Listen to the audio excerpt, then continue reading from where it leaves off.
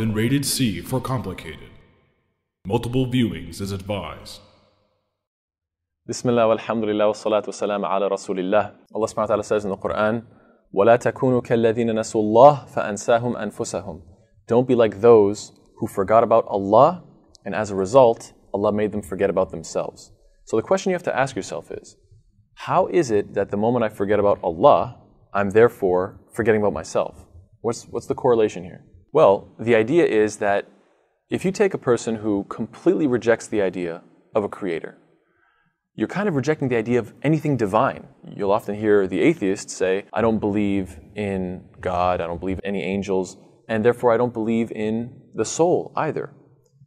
Now, the moment you reject the idea of the soul, what are you left with? What is a human being?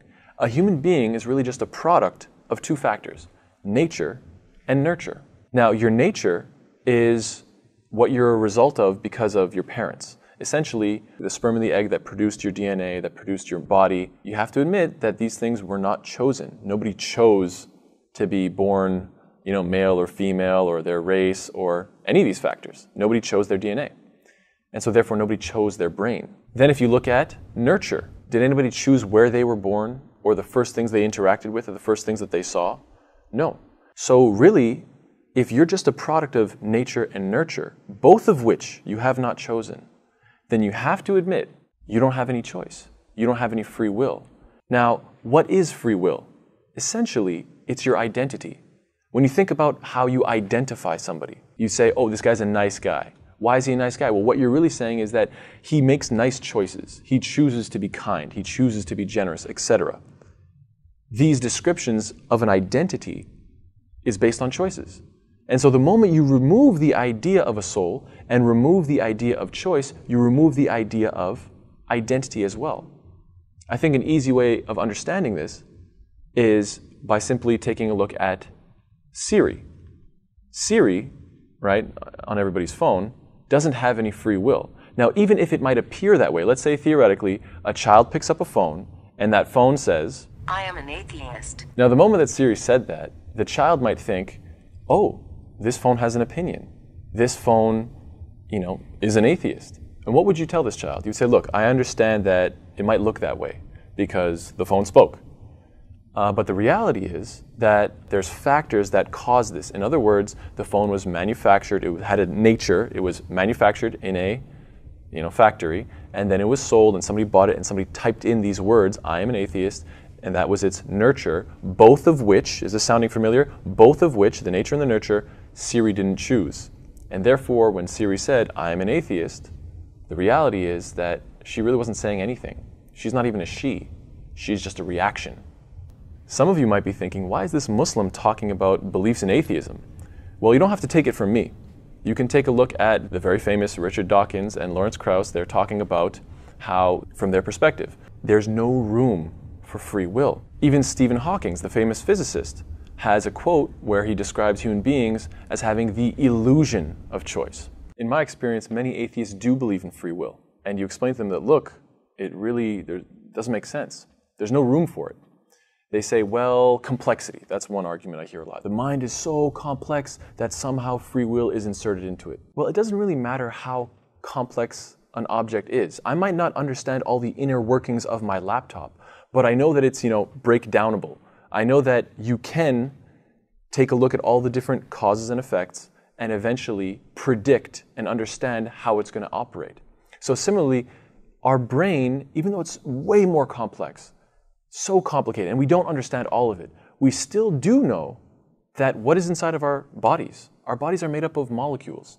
Our bodies are made up of, atoms, and these things are just reacting to their environment.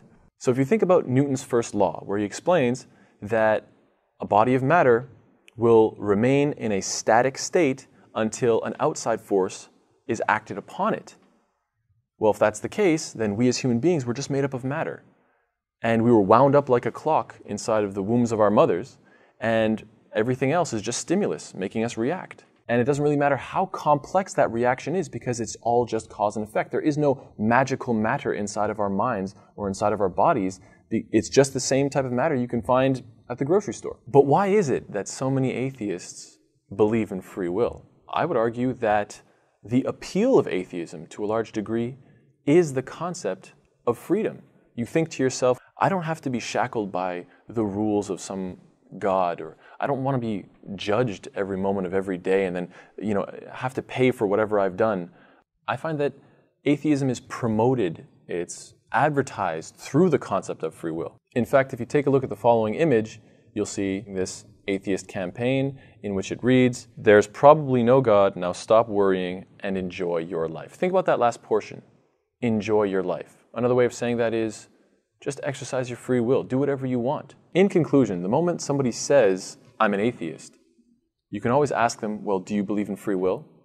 If they say yes, then they have a really hard time justifying why they do. I mean, think about it. What are they going to say? Yes, I do, but I know that I'm from nature and nurture, and there are no other factors. I didn't choose nature, I didn't choose nurture. The argument of complexity doesn't make any sense. So anywhere the atheist turns, he's kind of stuck. And then you can always point to those leaders that I referenced earlier. And they explain very clearly that, look, there's no room for free will in atheism. So he's stuck with saying no. But like we mentioned earlier, the moment he says, no, I don't believe in free will, then you saying the words, I don't believe in free will, wasn't your choice. You chose to do it as much as Siri, and Siri is not an atheist, and you know that and I know that. So really, if you really want to put it concisely, just take the sentence, I am an atheist, right? The moment you ask the question, do you believe in choice? If the person says, yes, I believe in choice, you can put an X on the word atheist. They're not atheists. I'm sorry. If you believe in choice, that means you believe in some kind of a soul, something that is supernatural, something that allows you to make choices that is not just a reaction, not just a cause and effect. And that's what your soul is, and that's what I'm advocating that you have. But if the person says, no, I reject the idea of free will, well, then you can put an X on the words I am, because you don't have free will. So I leave you with the same advice that I began with, the divine wisdom from Allah subhanahu wa ta'ala, who states, وَلَا تَكُونُوا كَالَّذِينَ نَسُوا اللَّهَ فَأَنْسَاهُمْ أَنفُسَهُم. Don't be like those who forgot about Allah, and as a result, He made them forget about themselves. وَصَلَّى اللَّهُ عَلَى سَيِّدِنَا مُحَمَّدٍ وَعَلَى آلِهِ وَصَحْبِهِ وَسَلَّمَ تَسْلِيمًا كَثِيرًا. No man can debate with Abu Hanifa, the Qadariyah, the Jabariyah. No Batil Firqa wanted to debate with Imam Abu Hanifa rahimahullah. Even when the atheists came to Kufa, the governor looked for no other than Imam Abu Hanifa rahimahullah. And they held this debate, and there were thousands, if not hundreds and thousands of people there. And they're waiting, and Imam Abu Hanifa hasn't turned up. And they're saying that Imam Abu Hanifa's bottled it. He's scared, he hasn't turned up. And after a very long time, Imam Abu Hanifa turned up. And the atheist said, where you been? He said, what kind of Muslim are you? You give a time and you don't come on time? Imam Abu Hanifa should have said, I'm a Pakistani Muslim, we're always late. And he said, I apologize, I'm late.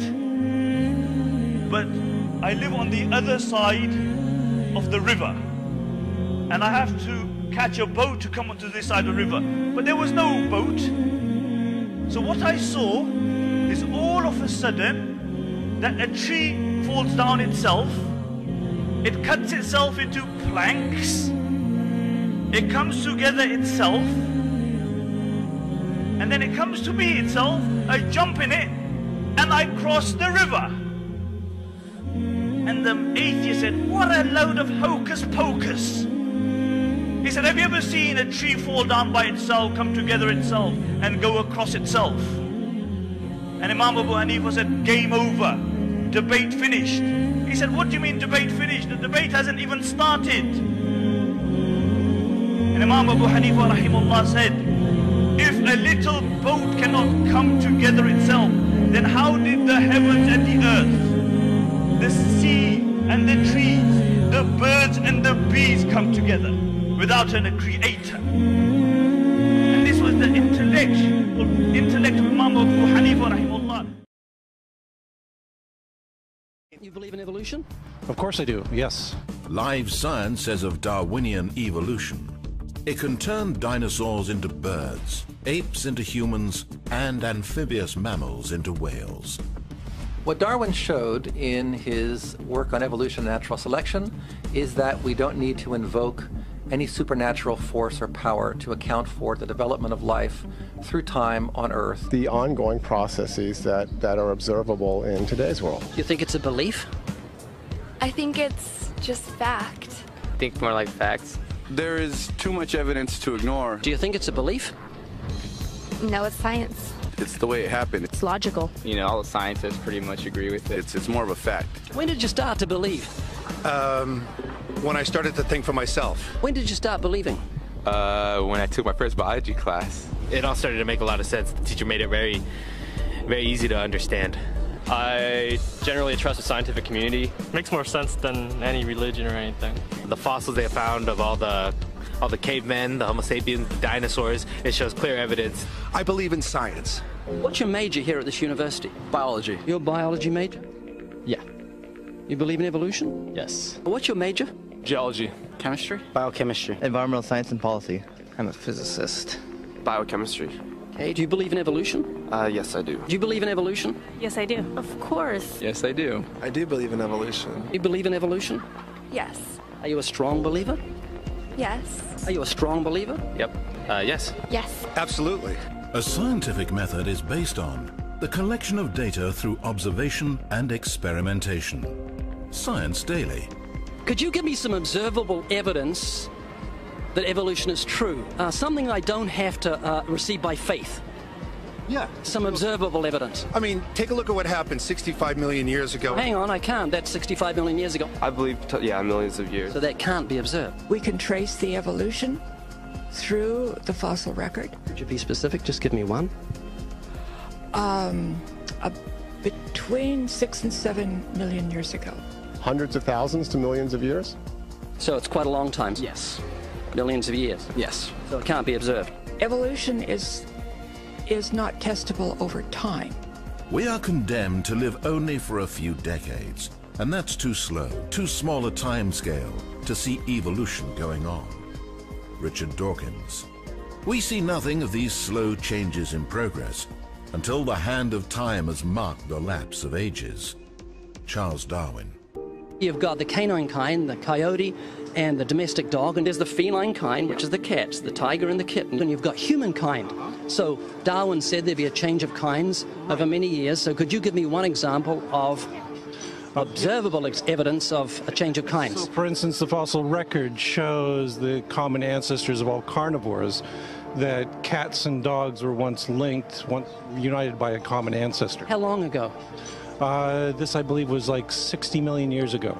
I don't want something I have to accept by faith. I want it to be observable. Observable evidence. Well, I mean, if you're just asking me here on the street, there's not really much I can tell you in terms of observable evidence. Like, we would have to really examine existing data to draw conclusions of our own. We'd have to have faith then. We would have to have some amount of faith. Can you think of any observable evidence for Darwinian evolution where he said there'd be a change of kinds? Monkey to man, is that what you're talking about? Yeah, a change of kinds. I don't really believe there's any proof for that yet. Wild monkeys are the only ones with the 5th digit, like we have. Well, koalas have a 5th digit. Did you know that? I didn't know that. Think we're evolved from koalas?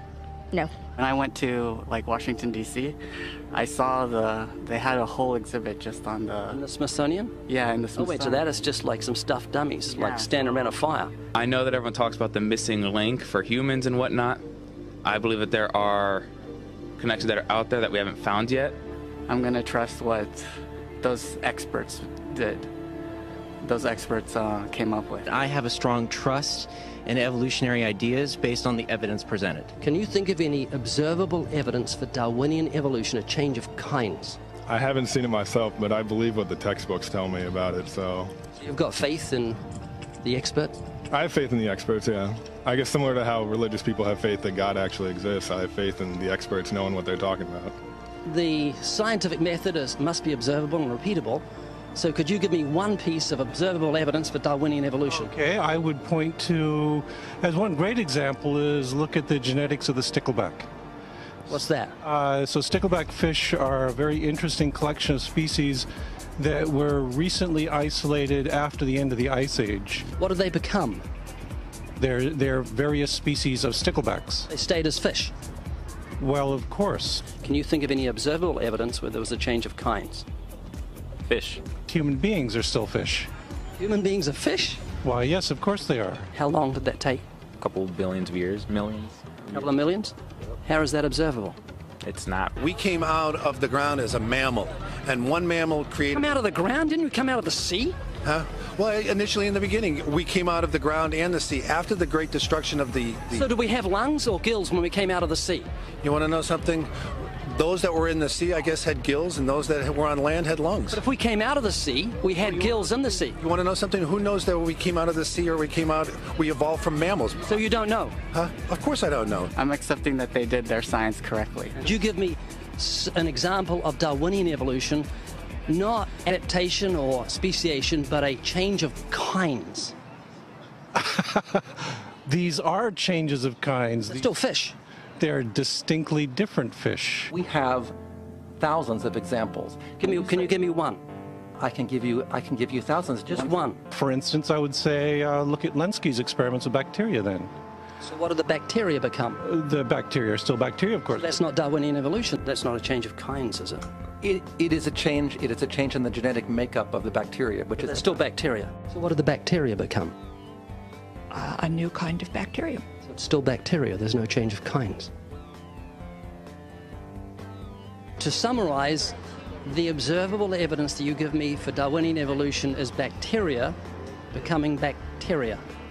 No, it is bacteria acquiring new metabolic capabilities. You said before that there is lots of evidence for evolution. I just want one observable evidence for Darwinian evolution, just one. But I gave you some. You don't want... Not some, I want one. Wait, you don't want that. I want one. Yes, I do. I'm pleading with people. You asked me to tell you when I've watched one species evolve into another. Isn't that right?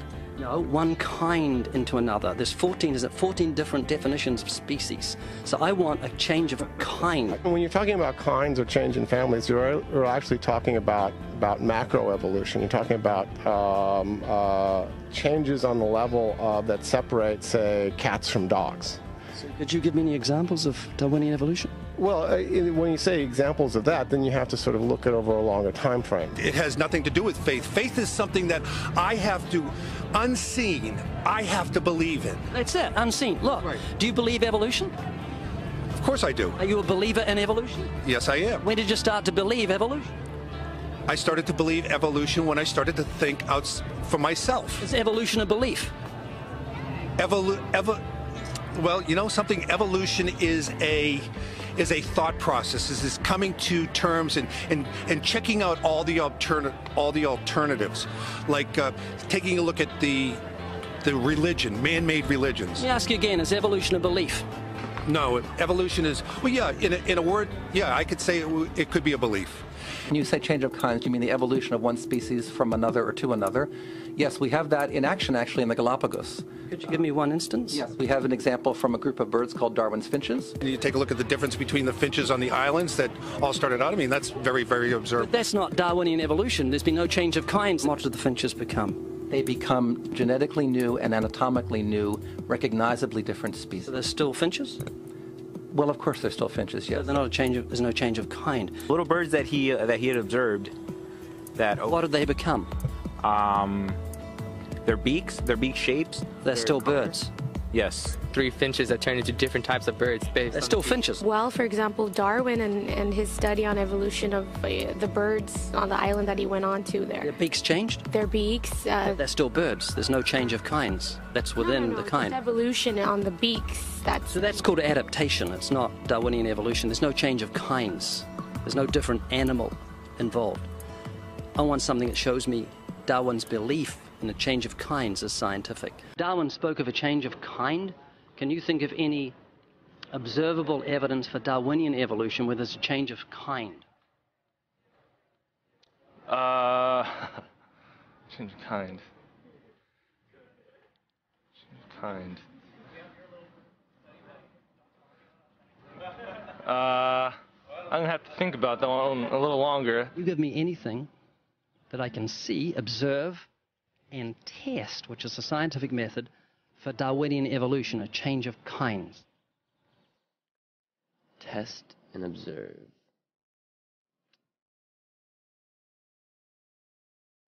Could you give me observable evidence, which is the scientific method, for Darwinian evolution a change of kinds?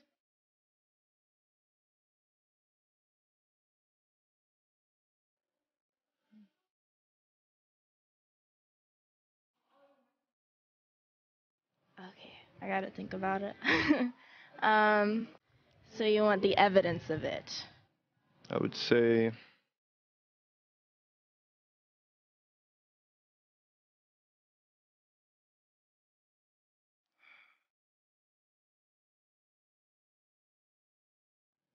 I cannot, I think. It's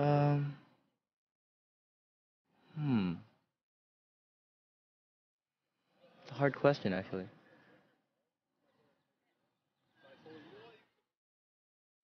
Mitochondrial DNA.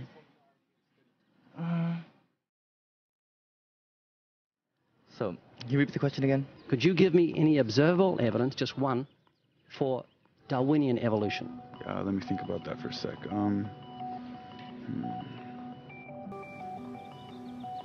Observable evidence, something where we don't have to exercise faith. Something that can be observed, like the scientific process, observable. That's a good question. That one I'm not quite sure. So you can't think of any observable evidence for evolution? No. How do you know it's true?